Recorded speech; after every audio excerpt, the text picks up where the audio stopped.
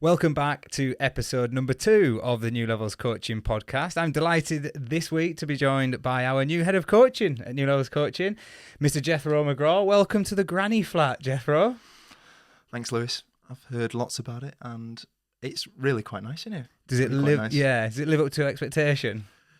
It's smaller than I thought it was going to be. But it's a nice, comfortable environment for us to have a bit of a chat. So should be good. Well, while we're on the conversation of smaller than it's meant to be or smaller than it appears to be, I appear to be smaller every week. I'm getting a taller and taller guests next to me, and I said this in week 1. This chair is taller than mine, so if you are watching on YouTube, you'll notice that I am a lot lower height than Jethro, and he is taller than me anyway, but it certainly does dwarf me in this episode. But I'm delighted to have Jeth here with us this week. We are going to talk all things planning, but just a reminder for those of you who are tuning in, our podcast is aimed to educate people in the endurance world. For those people who want to learn more about how to better themselves, we want to provide you with education and inspiration so you can literally go and run with it. And what better place to start the first couple of weeks? We've had Gemma on, we've got Jethro on this week, and we're going to talk about coach planning and what goes through our brains as coaches when we're mapping out training plans, whether that's for a long-term plan, short-term plan, or whether they should always be considered together. Before we do that, I'm getting into good habits, Jethro, of always asking people what they have been up to before we jump straight in. And I'll also give it a bit of an introduction into you and your background. But yeah, what have you been up to this weekend that maybe excites our listeners? Well, I'm going to go with a bit of a coaching update, and it's quite apt for this podcast, I suppose, because I'm based down in Birmingham and do a lot of coaching work in and around the university, and so it's been a big time of where a lot of the students are coming back, and we're starting to talk about goals for the future, reflect on the season in the past, and so there's a lot of positive energy and planning ahead at the moment in my world. So yeah, that's something that I've been up to. I think as well, did you have an athlete competing for England for the first time? Was that this weekend just gone? I did, yeah. He raced on Saturday. He got a fantastic result. So yeah, extremely proud of what he went to go and execute. So yeah, that's another good news story from the weekend. Perfect. I myself, as you'll hear in episode 3, because we've recorded 2 episodes this week, and we're getting ahead of the game because I'm away in Rome next week for the Ryder Cup. But I've been over in Switzerland, and a big shout out to our Team NLC trail runners who were out there and did very, very well, particularly to James in the 50k, who finished 6th overall and was the first Brit back in the 50k. So big kudos to James, all those trail runners looking to get involved in the UTMB qualification ready for next year. But as Jethro quite rightly said, he is very involved at the Birmingham University, let's say performance hub these days. Is that what they call it now?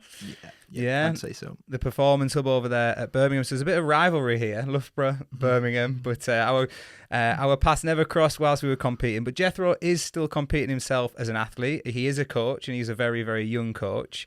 I say a young coach. There's a lot of young coaches out there, but in our world, in the athletics world, people often come into the coaching game a little bit at an older age, like myself, when we get into the veteran ranks.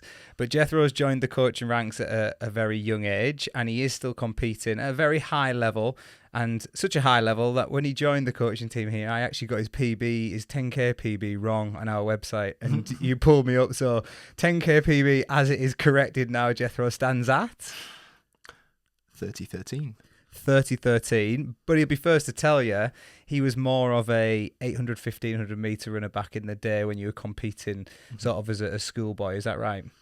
Yeah, that's right. So I suppose I've been in the sport of athletics my entire life, and the majority of the competition and training that I did as a youngster was all geared towards those middle distances, so the 8s, 1500s, but yeah, certainly in the last few years I've enjoyed moving up distances and training for those different kind of side of things. Never gets any easier, does it? People think like shorter distances are easier, but they're definitely not. They just fill you with more lactate, and they can be just as horrible, can't they, as say a 10k or even up to a marathon. Absolutely. We will get you in 26.2 miles eventually, though. That's the ambition here at New Levels Coaching. Get Jethro in a marathon. Maybe Lewis will coach me. No, I don't know about that. I'm not sure about that one. I've had too many middle distance runners wanting to do that, including myself. Doesn't usually end well. Brill, well, let's jump into that's a bit of a background about Jethro, and we'll talk a little bit more about his coaching and his running as we go. But we want to kick off this week and talk about planning, because I know a lot of people at home who are tuning in, listening, you'll kind of map out your season, or you may not map out your season, but you'll certainly put some races in your calendar. Whether that's a big challenge, whether you're a triathlete and that's an Ironman, whether you're a runner and it's a marathon race, or whether you're a trail runner and that's looking towards something like a Golden Trail Series event. But quite often we put those events in and we don't spend time planning towards those events. Whereas for us, Jethro, as coaches, it's the opposite, isn't it? It's almost the thing that comes first. So when you're starting to kind of plan, I guess, how do you even categorize races? How do you sit down with an athlete and look at which races to choose? And then what goes through your coaching brain from there? Well, I think you'll agree. It all starts with that big goal. So when you sit down with an athlete, what is that big goal that's gonna really motivate somebody to get up in the mornings, get out in the evenings, and go and train after that goal? And that really is that a goal, and that could be an a goal in the short term, medium term, long term. And that's all things that you've got to understand. And then once you understand where that goal sits, then effectively you're looking at how much time have we got, and that's time in a literal sense, i.e., how many weeks, months, days, but also how much training is that athlete able to commit to week, and so how many hours have we got before that goal, and that's all. You're always working back from that a race goal, and that's the way I like to think about it. I think after that, it's around, well, what needs to happen? What can we do to get you to that goal? And we want to make sure that you're reaching checkpoints along the way, and you're getting out and you're racing and you're practicing those things that are going to pay dividends on race day. And so again, it's about classifying those other races or those other aims that you might have along the way, and fitting them in. And I think it's really important then to draw a distinction as to be like, where are they B goals? Are they C goals? And the way that I like to say a C goal is very much a race that's just part of that journey. Often it's included in there as part of the training. It's not something you necessarily target or you necessarily taper for, but it's something that's in there, and it's really important because you get that race practice.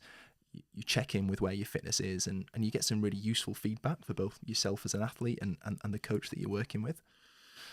And so really it's about filling that time with as many of those C races that are going to be useful for you as possible.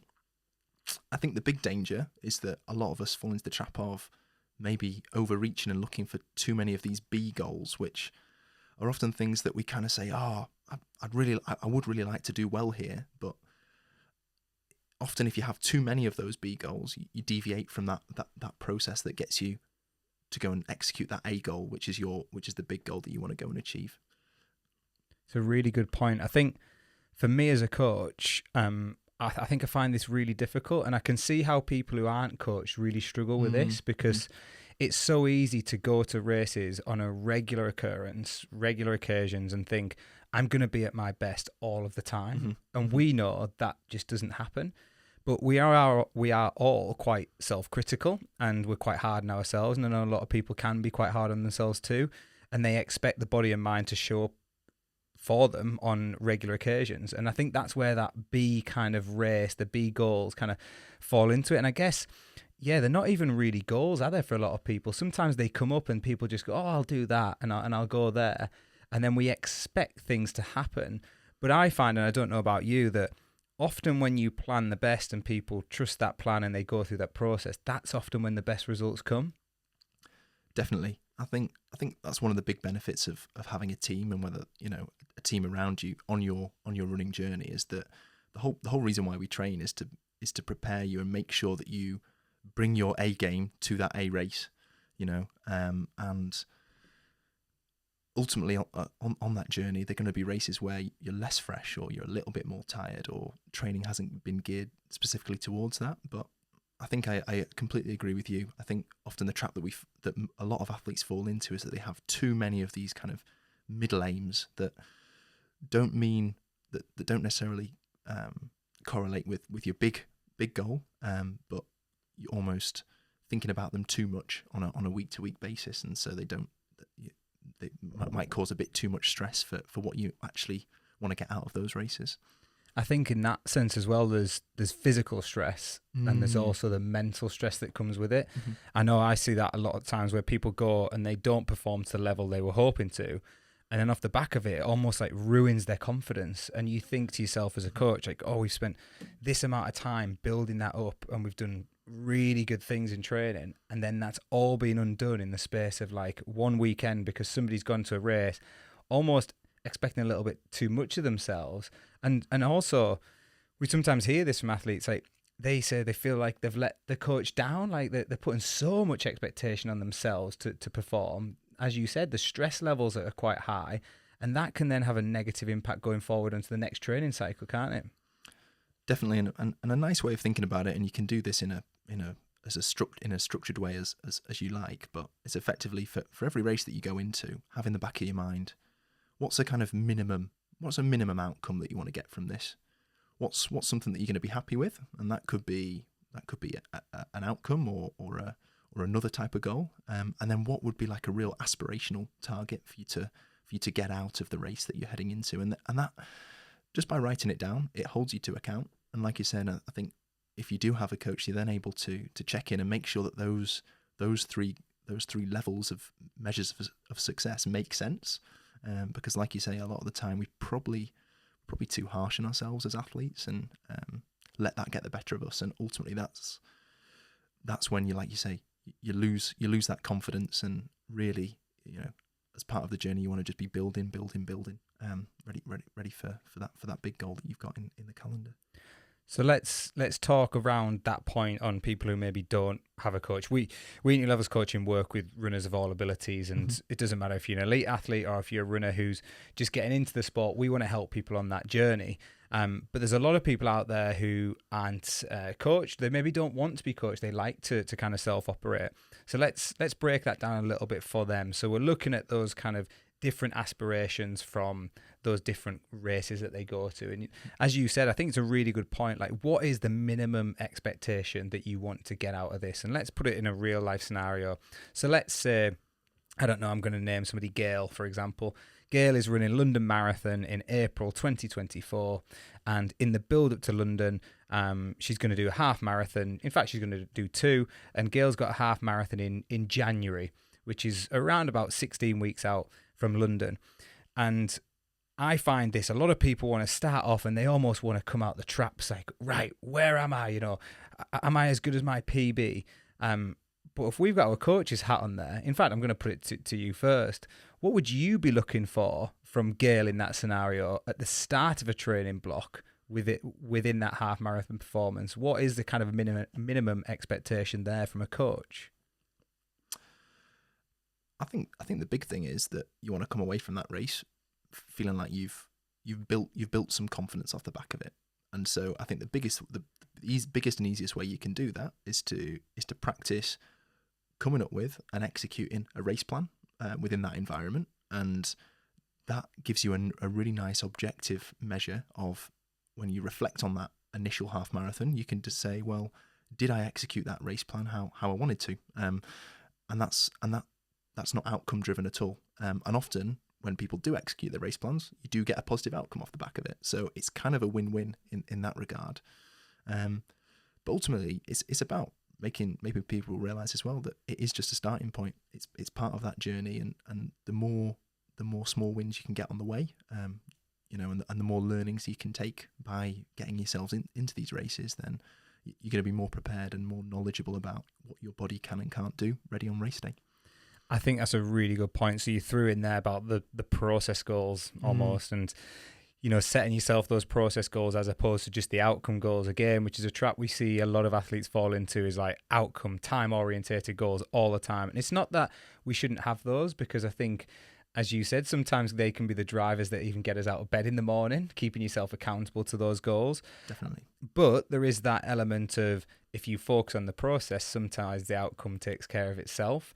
And that's a really good example. Like, almost, it's not a trial run, but you're starting to put into practice those things that maybe you are planning on using on the marathon day, whether that's fueling strategy, pacing strategy. I always think as well, like the minimum expectation should be to have a good experience. And I heard that from a few of the elite athletes last year, particularly Emil Caress when he was building up to the marathon. He said, I want to come off the marathon, my first one, and I want it to have been a positive experience so that I look forward to my next one. I don't want to go and break myself and then not look forward to the training cycle or the next one to come. Definitely. That's a really good point. And similarly, another coach that I greatly look up to down in Birmingham often likes to use the word like make a positive move. When you get, if you're getting into a race and it's a race over a longer duration, if you come away and feel like at some point you're able to make a positive move, then that's a really nice way of saying, look, I'm not going to focus on the outcome, but actually I was in that race. I felt good at the time and I was able to do something positive in the race. I can build from that. That's a really good way of just kind of building that confidence, building that race practice, and getting yourself away where you need to be. I like that. I can think of one example in my running career where my coach and I sat down before the race and he said, look, we've got the British champs in sort of 10, 11 days time. We need this race to matter. We need to get something from this race. I'm not bothered about the time here. But he said, we've had a lack of races. He said, so at some point in this race, I want you to go to the hurt locker. I want you to make a decision and go for it. And when you do, commit. And I don't care what happens as a result of that. And it really gave me the confidence to think, I've got free reign here. Now, it wasn't pretty what happened at the end. I remember running around the Sheffield on the indoor tracks, which are banked. And I was kicking cones over because I was so fatigued in the last 400 metres. But I did what he'd asked, or he certainly guided me along that route. Then I'd made a decision to do that. But the training effect off the back of that, 10, 11 days later, I ran a massive PB. And it comes back to your original point of like, that race wasn't the A goal. It was, in fact, it was the C. It was one of those C races that you talk about where we were going to practice something, we were going to go there and we were going to get out of it what we wanted out of it. But it really had a big impact on that A goal. And that, I think that's the thing, is you've got to not lose sight of that A goal on that journey, haven't you? Absolutely. So with that in mind then, I want to talk a little bit about those process goals that you mentioned, because I think a lot of people, the first thing they do is when they sit down on their own journey is they've put, like you say, a London Marathon in the plan, and then they go, where do I start? Where do I start? How do we know where to start? So as coaches, how do we know where to start with a plan? What's the sort of first things you start to look at from your athlete, or how do you assess them? How do you know what training to even put in there? I mean, obviously you start with their training background, what they've done to date, but also what they're willing to commit to, or what they think their body can do in the future.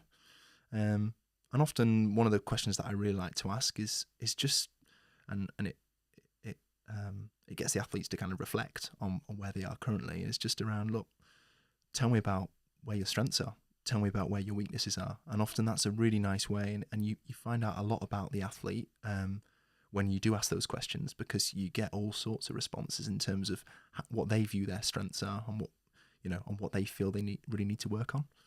It's interesting as well, isn't it? Because they always give you more weaknesses than strengths. Definitely. It's so much easier. You always say, give me some strengths, and it's, and you say, okay, give me some weaknesses, and it comes flooding out. They rattle off, yeah. Yep. It's mad, and that's quite a common trend. I don't often have it the other way around. I don't think you coach many people who are like, yeah, I'm so good at everything. Very British. Yeah, I think it is. I think you're right. I think in America, I think you see it a lot. They're a little bit more confident. Maybe it's a bit of a cultural thing, as you say, but definitely. And there's something you picked up on, or I picked up on earlier, what you said, and you've kind of touched on it again there, is finding out where they are now, absolutely, and almost like where they want to be, but also what are they willing to commit to. And I think that's a big factor that a lot of people don't sit down and put in their plans. And I heard it from a coach on another podcast that I listened to, actually, and they said the first thing they do is they put down the key dates on their plan where they can't train. So big events, weddings, or work occasions. And I don't think people give that enough consideration. They just think, I'm just going to train. They don't map out what even their week looks like. And you said, I think, how many hours they can commit to training wise. Definitely, and that's really important, right? Because unless you're a professional athlete, and that's a very small proportion of people that are fortunate to have effectively unlimited time to train, recover. There are always going to be, and to be fair, even for professional athletes, there's always going to be other things that are priorities in their life as well as running. And so, the biggest thing is putting those requirements or putting those priorities in the plan so that you're able to keep your athlete happy, healthy, and the ultimately happy, healthy athletes are going to be able to train sustainably, and be able to stack those weeks back to back, because I'm sure you will agree, ultimately consistency pays, and that's going to be the biggest factor in terms of you're able to show up week in, week out, execute what's been set, and do that in a consistent way, and that's the best way for you to head towards that big A goal. Consistency, yeah. I once said to somebody, consistency is the key to success, which I do believe, but then they challenged me on this point. It was a really good point. They said, but you can do things consistently bad as well. And I was like, that's true. That's very, very true. But I think you define it nicely there, where if you keep showing up, doing the right things consistently, sure, that's what we're looking at. We're not expecting perfection. And I talk a lot with my athletes about this. We don't expect you to be perfect, but what we do expect is progress over time. And that for me comes from purposeful practice, and purposeful practice often leads to consistency.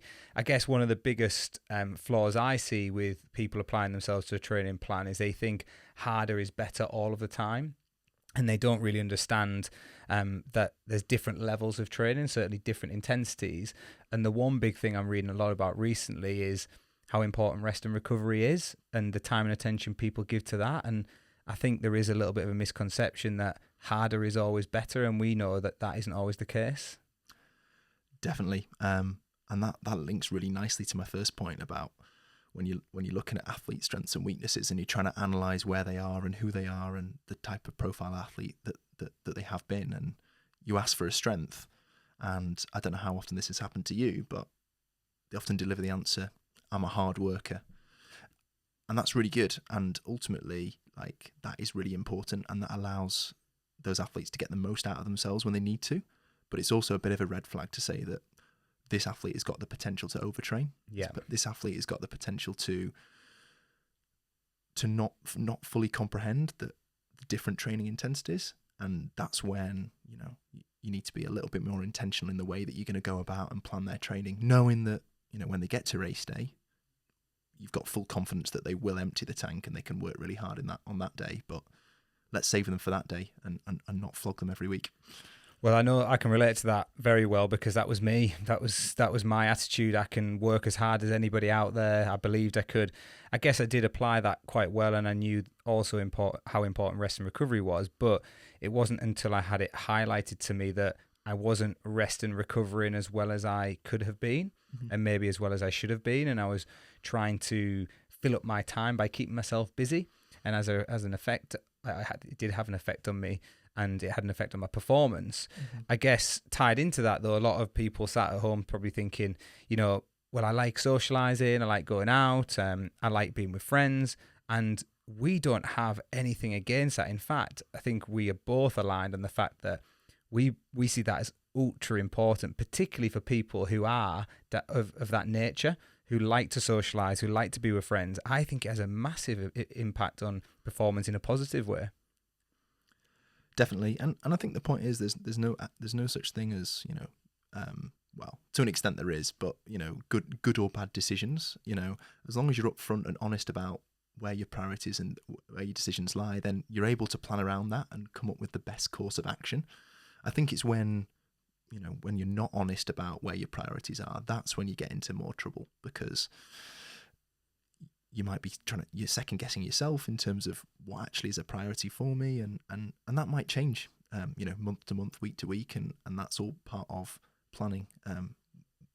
When you sat down with a coach, or you're reflecting yourself and you're thinking, what can I get done in a week?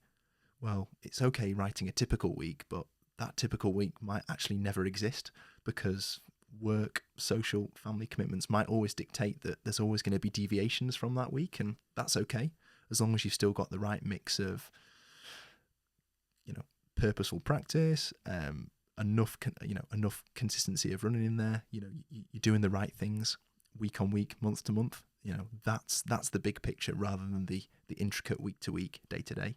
And I think that's a really good point you make about that week, and often how people see it as a week and a 7-day cycle. And back to that kind of point you're making, that if they miss something in that 7 days, they think, oh my God, I've missed it, I need to cram it in. Where? And I always get that asked to me, where can I catch that up? Like, it's really important to not see it as catching things up. Like, it's fine to take a day off, it's fine to miss things happen, life happens, life gets in the way. But I would encourage anybody who's listening in, tuning in, if you're not coached, to not be bogged down by that 7-day cycle. Don't think that everything that is going to happen over the course of a training plan is a result of what you crammed into 7 days, because it's absolutely not. There's some people operate on 10-day cycles, 14-day cycles, 21-day cycles. I prefer to map it out over a period of time, and I want to look for consistency, again, as that word, in a training plan. So people often say to me, how am I going to fit in 2 strength sessions in a week? Well, who said it had to be a week? Could we get it in 10 days, for example? People sometimes don't even long run once a week. Mm-hmm. We're religious in this country, aren't we? It's like church is on a Sunday, long run goes on a Sunday, everybody's the same thing. But actually, do you have to long run every single week? Can that drop out one week? And people at home are probably thinking, God, what would I do if I missed a long run? But it's fine to do that. It's absolutely fine. So yeah, really good point there, Jeth, about, not being defined by cramming everything in there and thinking that plan is fixed in one point. I'm going to go back though to right at the start when you said the strengths and weaknesses and applying those to a plan, because we're starting to kind of piece together this plan now that we've got the goal race, the big A race that we're aiming towards. We said for this example, London Marathon.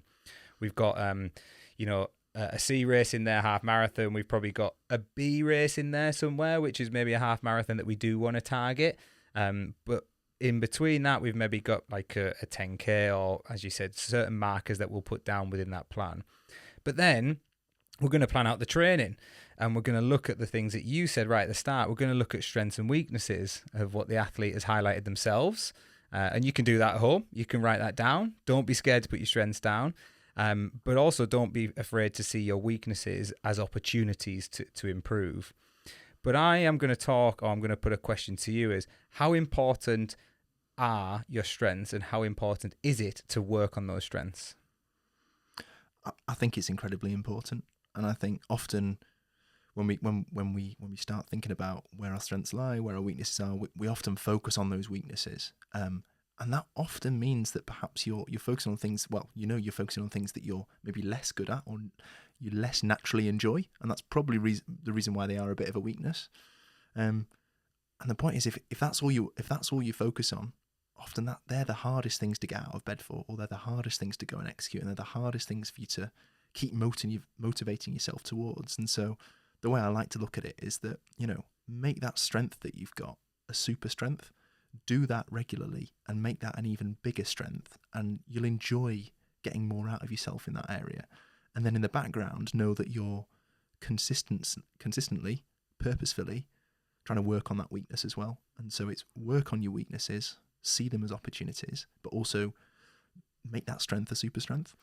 I think so many people are afraid to do that because they know it's the one thing they're good at, or there's a few things they're good at, and they know it's the thing that comes easiest to them. So they almost see it as like, or certainly in my mindset, I used to see it as almost like cheating. Like, oh, well, I know I'm good at that, so I probably shouldn't do that all the time. But you're absolutely right. You've got to have that nailed on. If that is your strength, you have to play to your strengths.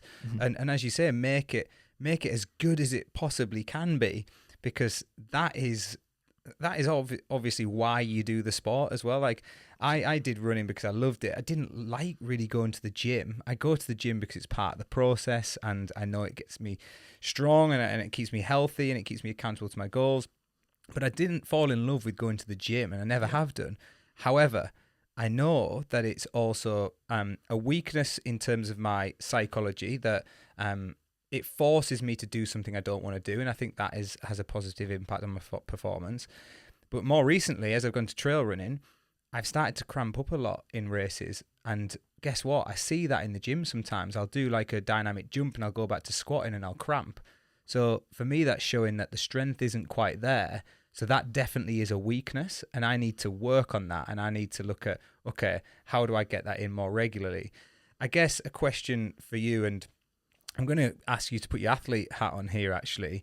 If somebody doesn't like doing certain things, how do they go about doing them on a more consistent basis? What sort of tricks have you got for them to help them get those things in their plan? Because it can be quite hard to do the things that you don't like doing. That's a really nice question. Work out how you can make that experience more comfortable. A big thing is, have you got company? You know, can you do it? Can you find a community where you're able to work on those weaknesses, but with others that also similarly maybe don't enjoy that as much, and so, like I say, I think the gym's a really good example and quite a common one. You know, if you don't particularly feel motivated to get out to the gym, can you go with a friend? Can you go with a partner? Can you get yourself out there and involved? I think putting that activity at the easiest possible time as well. So not trying to cram it in somewhere where you know you're going to be tired or busy, and so there's going to be like more activation energy for you to get out and go and do that thing. Like, put it at a time that's fairly easy, you know, and but also be honest with yourself and be aware that, you know, how you know, as you're aiming towards that A goal, you've got to understand why working on this weakness is so important, and so just have that in the back of your mind as to it's a barrier, and so therefore I need to be motivated to try and improve that. I think there's 3 really good things to take away there. So 1, never forget your goals and have the goals at the forefront of your mind, and remind yourself of that goal when it is getting tough to take yourself out to do the thing that you don't want to do. I think the company, the social aspect is so important, whether that's a gym and doing it with an accountability partner, whether it's going to a class at the gym. I know some people who find those beneficial because they can just push themselves a little bit more in that group setting. And then, making life easy for yourself, whether it's putting it at the start of the day, if that's where you perform the best, whether it's having your kit ready for you on the floor on the morning so that it's easier just to pick the kit up. I did it, the exact thing you're talking about this morning. I didn't really want to go for a run. I was sore, I was hurting.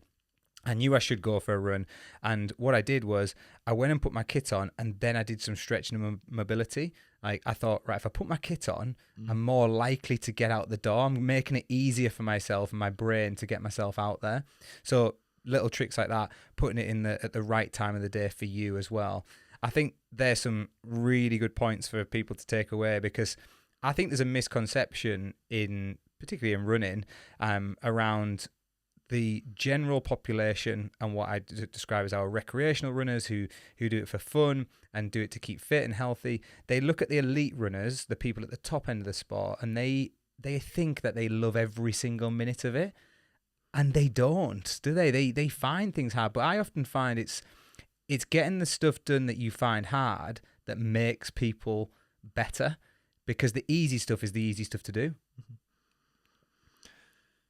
Definitely, and you know, this is all around kind of trying to design a training program or a training plan that works for you. And I suppose what we're trying to say is that the way we look at it, we work out how much time we've got. We want to sprinkle in as many of those components or those different things that we want to see. Want to cater for those strengths, cater for those weaknesses, and make it as easy as possible for that athlete to go and execute those things.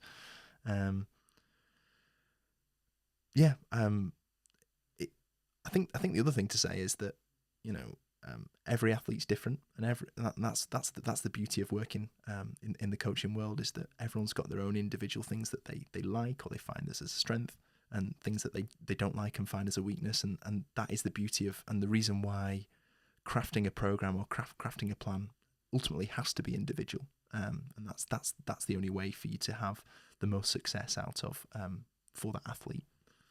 And when we talk about individualized plan, which is exactly how we work with people, we don't do generic and new levels coaching. We just don't believe in it. I don't believe it works. I never have done. I'm not saying that it wouldn't work for anybody out there, because sometimes just having a plan gives people structure. But I believe the best results come from individual planning and people working towards a plan that is suited to them, that marries up with their strengths and weaknesses and the things that they should be working on. I really like when you said, yeah, we sprinkle a plan together, because we do, don't we? And it'd be so easy for us to go, right, what do you love doing? Let's just stick that in every single day of the week. But we know that that isn't going to work, really. We know that we do have to put some things in there that people don't like and that they're going to find tough. And I want to relate that a little bit to races, because particularly with, again, if we go back right to start the conversation, I said to you, any race is challenging. It doesn't matter what distance it is. It doesn't matter whether it's an 8 or 1500. They hurt. Sometimes they can hurt more. I would say in any race that I've been involved in, when I've been doing it competitively, I've had to go pretty deep in those races, and I've had to get out of certain holes at certain times. Yes, there's certain ones where you feel like you're in a bit of a flow state and things are just coming, but there's always times when you just question yourself a little bit, even when you're at your top end of your game. And I don't know about you, but I found that when I've trained and have been doing things that I don't like, or things haven't been going according to plan, that's often where I can draw into that little mental toolkit and bring it out in a race situation, because I've been there in training and done it before. You believe in the process. You believe that you're ready, and it's much easier to wring that extra energy out of yourself on race day and find that extra 2-3%, which is gonna ultimately gonna count the most towards your goals. I think it is really nice, and I think the big takeaway is that obviously when you are planning towards your goals, we start big picture, and we don't necessarily plan in every detail week to week between now and that goal time, but we know generally the type of things that we'd want that athlete doing, and then as we get as we get closer to the time, then we can fill in those details and make sure that that's they're suitable and still relevant for where that athlete is.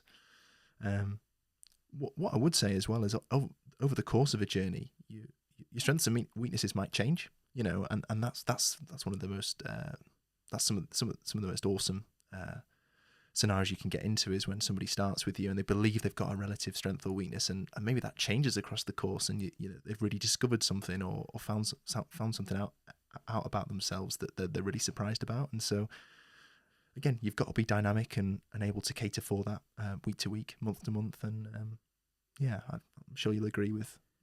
100% agree with that. I think that's one of the most exciting parts of coaching, where somebody thinks they know themselves and they almost go on a course of self-discovery, and they're like, oh, I didn't realize that was a strength of mine. And they start to see it. And it's quite often that we see it before them, and then they start to see it as a result of doing it repetitively. Yeah. And I find that's one of the most rewarding parts of coaching. And it's not always, for us as running coaches, it's not always the running. It's sometimes to do with their lifestyle, to do with how they handle themselves. It can be something like, I sometimes work on kind of life goals with the athletes I coach, and have a look at where they're going with their career and see how they develop in that, in those aspects. And that's also very rewarding as well. And a lot of the skills that you get from sport can be transferred over into life, and vice versa. A lot of people who have some certain skills in the workplace can transfer those skills into sport as well, and it's not being afraid to mix the two together. There was a really interesting point there, and I kind of want to sort of wrap up it here on this point, is you mentioned about that kind of long-term plan being there, and that's where we started today, was looking at the long-term plan, the short-term plan, and you even mentioned the medium term. And I think when we sit down, I'm sure you'd agree, well, we sit down as coaches and we discuss this anyway as a group of coaches. We all have best intentions for a long-term plan, and we do kind of map out in our own mind, and we almost brainstorm that long-term plan of what that will look like. But we don't ever get drawn into it too much, because as you said, we know it can change so much. So just to give people an idea who are listening, how often or how far ahead do you plan generally, Jethro, with the people you work with? How much of a schedule do you write for them to see? And again, how much would that change from time to time? That's a really interesting question, and I'd say that some of the athletes that I've been working with, and I know that I'll be working with them for the next sort of 2-3 years, I do have an idea of the things that they might like to achieve in 2-3 years, but I've certainly not written a 7-day window in 2-3 years time, right? I think moving back from that, I'm probably looking around 6 months to a year ahead, and that's very high level, looking at the type of training cycles that you should be doing at these kind of times, but that's and the type of components within each of those training cycles. But that's again the most amount of detail that you'd go into, and actually, so in terms of prescribing and programming on a daily, weekly basis, you're probably looking at around a month to 2 months ahead. And I know it depends on the athlete, but often I don't like to share that with the athlete, and so they're only ever seeing like 4 weeks ahead, because often it potentially clouds their judgment if they can see that they've got something coming up in sort of 7 weeks time, and I find that works a lot better. Some athletes it doesn't. Some like to see that big picture goal, or that week to week flow a long time in advance, but generally, as long as you're seeing 4 weeks ahead, then that works really well. I think it's a really nice time frame, that kind of that calendar month. I like it because it helps you to plan that little meso cycle, I call it, and you can review at the end of that, and often it usually gives you time to maybe get a race in there as well, which falls nicely in there. So yeah, and I think it's about not having that small window of time not set in stone, having that Definitely. 4 week window. We see it all the time where that has to change. It has to adapt because of illness or injury, or again, just life just gets in the way, and it's not being scared of that. So many people say to us as coaches, oh God, I didn't complete what was on the plan and now I feel bad about that. I think we would feel worse as coaches knowing they've done something that they couldn't potentially do, or they've fatigued themselves in order to do it. They've like run themselves into the ground just because it was on a plan. That isn't what a plan is there for. It's there to guide and facilitate, but it's certainly not there to dictate what people do. Definitely, it comes back to the point again that we've made throughout, that 4 weeks allows you to zoom out and not look at cramming stuff in. It allows you to say, look, what do I need to get done in this 4 week period? And that includes, it might include some gym sessions, it might include long runs, but it might also include 4 or 5 days of recovery time. It might even include like 2 days of just like complete days off and socializing, and you've got a wedding to go to or whatever. Like that's all just part of that big picture. And so it does allow that to take a step back and not focus on what you're doing day to day, but rather, have I put together the month that I needed to in order to move forward and execute the next month. So no, that's a very, very good point. I like that zoom out analogy, like bird's eye view almost. Yeah. It's almost like you're doing it on a computer, right? There's the week, but let's zoom out and let's have a look at what we want to get in that plan. Exactly what that camera's going to be doing. Yeah, I know. Yeah, zooming out on us very soon. So I'm going to add something at the end, which I want to add, and I've not done it yet. I forgot to do this with Gemma. She kind of put me on the spot in week 1, and then in week 3, which we've pre-recorded because we're away next week, I forgot to ask her, but I was going to call it. I was going to call it pass the mic. So I was going to ask you a coaching question, just a very simple one, and you can give me a very simple answer back, and then you can fire a question back at me, and we're just going to do this 2 or 3 times. So very simply, like, what's the biggest mistake you see runners make? I think this one I can answer straight off the bat, and it links really nicely to the discussion that we just had. But too many B goals. So not enough of these. So when you're planning a journey, pick 1 or 2 A goals and pick plenty of C goals that are part of that journey. But don't worry about those like intermediate goals that often don't mean as much to you, and often they can disrupt the direction of training. So polarize it more A goals, more C goals. I like that. I'd never heard of that way of phrasing it before we had this chat today. But yeah, similarly, I would have said that people become too distracted from their goals by other things, and that's a really nice way of putting it. Okay, you can put me on the spot, fire a question at me, or you can, or the other option is to fire the same one back. It's a little game we've got going on. I quite like this. I can't wait to put Matt on the spot in our next episode. So I'll ask, and it's a common question that I sometimes get asked, is when you sit down with an athlete and you say, look, what are your goals? And I want to hear both an outcome and a process goal. They can easily give me an outcome goal, but they often say like, how do I come up with a process goal? So that's going to be my question to you: is if you've got an athlete that's saying, I'm not really sure where to start with that, what would you say to them? That's a very, very good question. That's putting me right on the spot. Got him back. Yeah, you have got me back there. You have. So I always say, take the outcome goal. So I'm going to give an example. Let's say somebody wants to run a 20-minute 5K. Mm-hmm. And I say, okay, what's it going to take for you to run that 20-minute 5K? So picture the person on the start line that day. What qualities do you need in order to run that 20-minute 5K? And then they'll say some things. Well, I need to be strong. I need to be fast. I need to work on my VO2 max. And they come up with all these things. And then we have the conversation around, okay, well, how do we do that? Mm-hmm. So how are we going to build strength into your program? How are we going? Oh, well, I need to get stronger in the gym at these things. Okay, well, that's one way we can do that. But let's break that process down a little bit further, and let's put some measurables on that as well, because process goals can be measurable as well. Mm-hmm.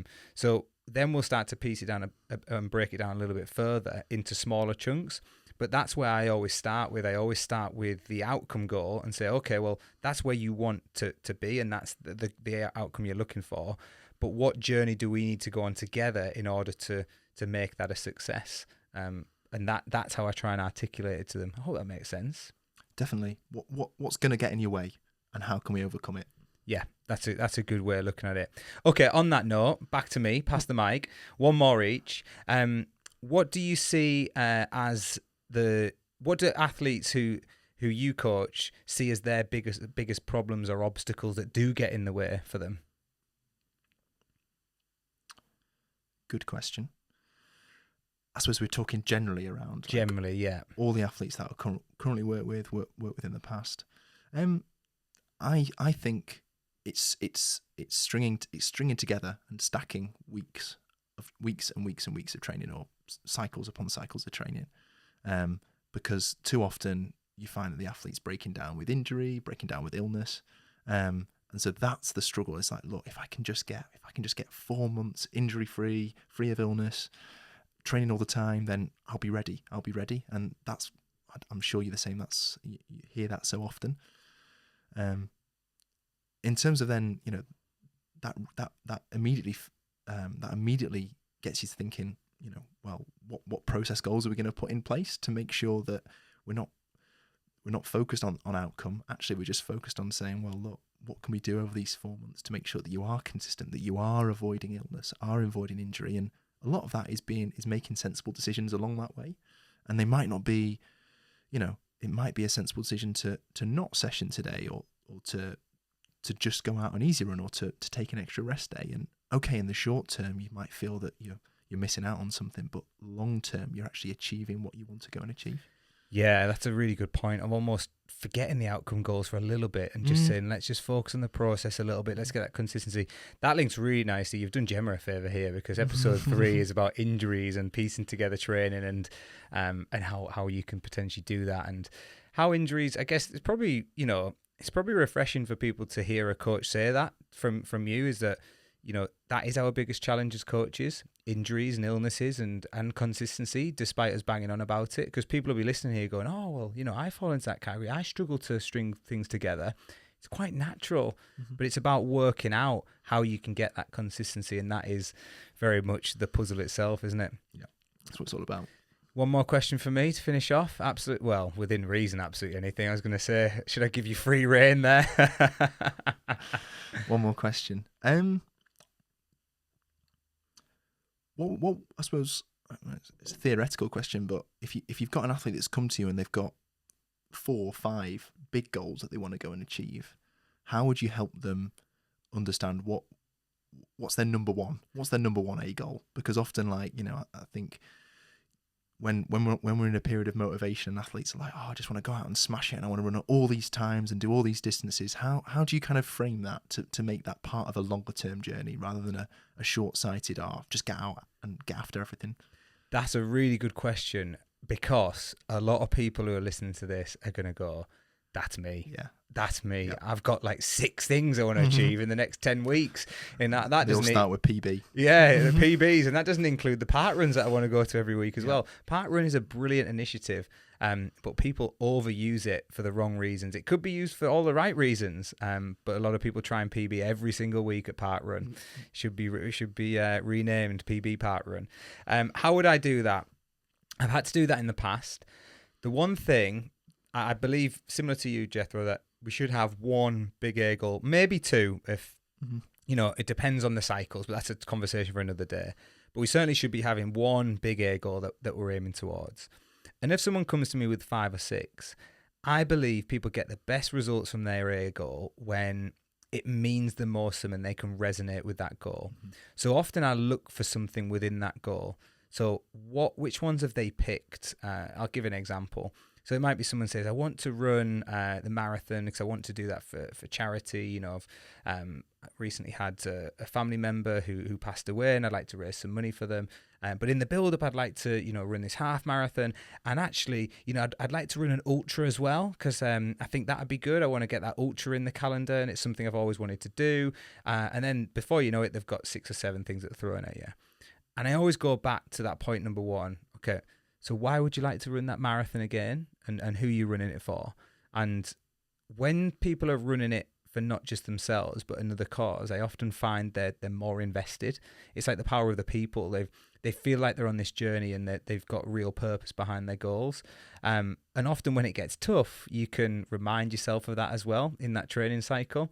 So I always look for little connections, I think, between the person who I'm speaking to and the goal. And I look for that connection and I try and direct them towards that. And if I've got it wrong, that's absolutely fine because I always believe it should be the athlete's final choice. It shouldn't be the coach's. But we should always be open and honest with them as well and give them our honest feedback on where we feel like it best lies with them. So as well, I wouldn't say to somebody, yeah, I think you should do that if I didn't think it was their strength either. I think you should always look at it and go, where do I think you can perform best? And does that, again, align with their goals? So, yeah, I hope that answers the question. Super. Love it. Brill. Spot on. Okay, well, that's enough for today. I've kept Jethro for far too long. Yes, episode 2 is done and dusted. Episode 3 will be coming your way as of next week. As I mentioned in this episode itself, we've pre-recorded that episode because we are away next week, and then we'll be back the following week after that with episode 4 for you on the New Levels Coaching podcast. We do have our website if you want to check it out, www.newlevelscoaching.co.uk. We're also on social media channels. Check us out on Facebook or on Instagram. We're very active on there. And we also have the New Levels Run Club, which is a free Facebook group. It's a really nice community. So if you want to come and say hi or ask us any coaching questions, feel free to pop in that group and our coaches will happily answer any questions that you have. But if you prefer just to tune in and join us on the podcast, and we hope you'll join us again in the coming weeks. And if you've got any feedback for us, we would love to hear from you. But for now, enjoy your training and good luck if you're racing.